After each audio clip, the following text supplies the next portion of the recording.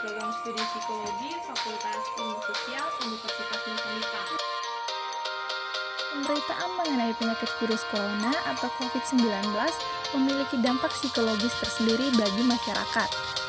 Selain itu, tuntutan pekerjaan yang banyak, permasalahan hidup sehari-hari juga merupakan salah satu sumber dari stres. Banyak kehebohan di media sosial yang sudah seharusnya membuat kita sadar bahwa kita tidak bisa menganggap remeh stres. Sudah saatnya untuk semakin aware dengan isu kesehatan mental ini. Tapi, apa stres itu sebenarnya? Bagaimana pula cara mengatasi stres dengan baik? Mari kita bahas. Menurut Sukadianto, stres adalah suatu tekanan atau sesuatu yang terasa menekan dalam diri individu.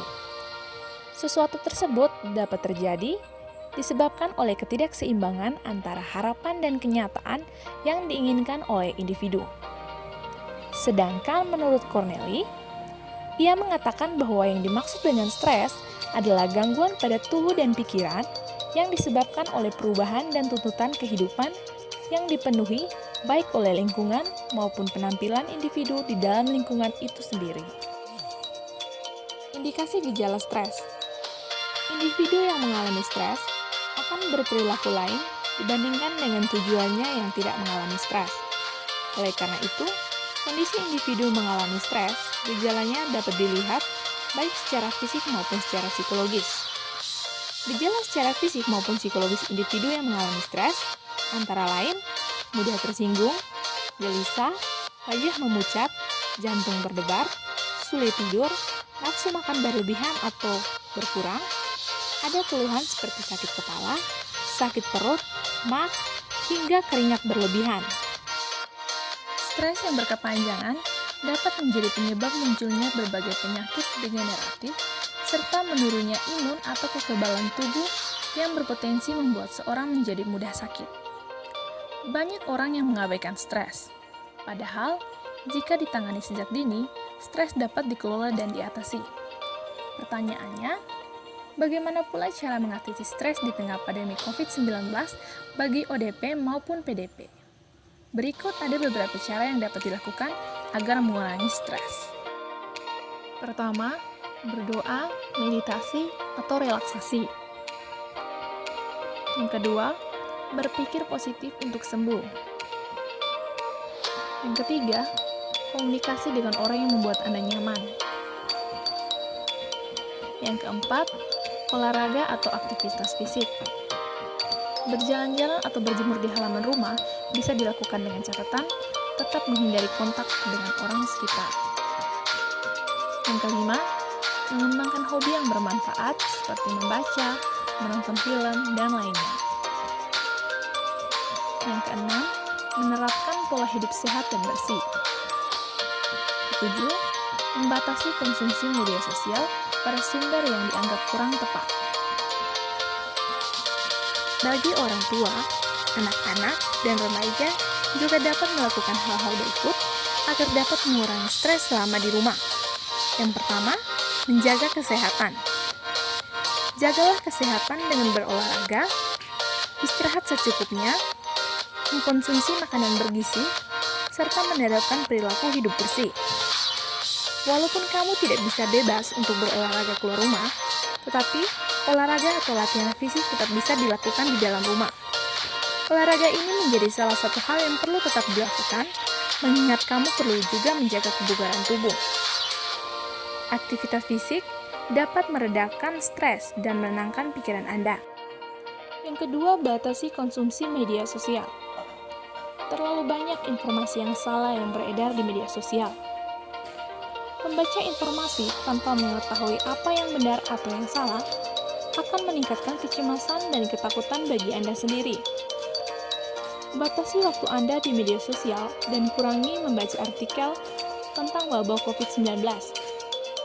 Catatan, agar tetap mendapat informasi yang lengkap, kunjungi sumber dari yang terpercaya seperti Pusat Pengendalian dan Pencegahan COVID-19 dan Organisasi Kesehatan Dunia. Yang ketiga, berpikir positif.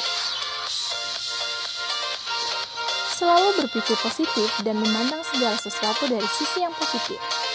Hal ini akan membantu Anda untuk tetap berada di jalur yang benar dan menghindari Anda dari kecemasan dan stres yang berlebihan. Yang keempat, melakukan hal yang Anda suka bersama keluarga. Di rumah saja. Itu artinya, kamu memiliki banyak waktu luang untuk melakukan hal-hal yang kamu suka bersama keluarga.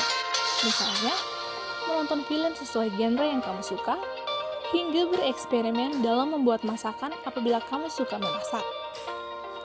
Dengan melakukan hal-hal yang kamu suka, diyakini kamu akan melepaskan kekhawatiran terhadap pandemi COVID-19 yang tidak kunjung mereda ini. Selama kamu tidak keluar rumah, kamu tidak perlu cemas berlebihan karena risiko terjangkit virus corona menjadi lebih sedikit. Yang kelima, kembangkan hobi yang bermanfaat. Jika bernyanyi, bermain musik, memasak, atau membuat kue adalah hobi Anda, maka mulailah menambahkan kegiatan tersebut dalam aktivitas sehari-hari Anda. Sebab, melakukan hal yang Anda sukai dapat meredam stres kekhawatiran Anda.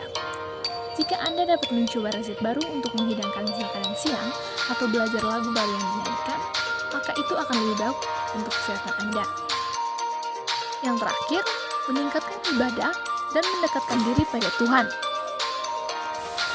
Dengan meningkatkan ibadah, mendekatkan diri pada Tuhan, hal ini akan membantu Anda untuk tetap berada di jalur yang benar dan menghindari Anda dari kecemasan dan stres berlebihan, serta menghilangkan batin Anda.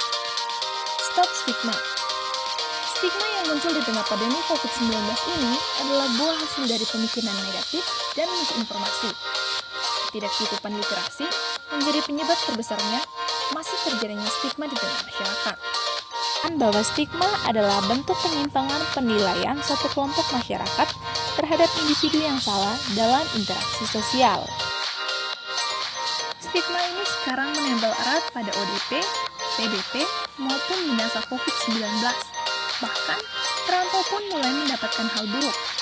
Ya, mereka dianggap membawa kesialan ke kampung halaman mereka, dan oleh karena itu tak sedikit menolaknya. Tapi mungkin, sebagian dari Anda tak sadar, kalau perilaku memberikan stigma kepada mereka, menimbulkan dampak yang buruk bagi korban, sehingga mereka merasa direndahkan, tertolak, tidak dihargai, teraniaya, hingga merasa terancam kesejahteraan psikologisnya. Dalam menghadapi pandemi COVID-19 ini, kita diminta untuk tidak membuat stigma negatif terhadap mereka, melainkan kita harus selalu memberikan dukungan dan doa kepada mereka agar dapat sembuh dari virus ini serta dapat memutuskan rantai penyebaran. Dukungan positif menarasikan nilai-nilai kemanusiaan di tengah bahwa virus corona ini sangat dibutuhkan. Selain itu, pemahaman apa itu ODP, PDP, bagaimana sikap dan etika berinteraksi pada kedua hubungan sosial tersebut mesti ditumbuhkan. Support serta dukungan moral dari masyarakat sekitar sangat dibutuhkan mereka hingga mereka tetap semangat dalam menjalani masa-masa tersebut.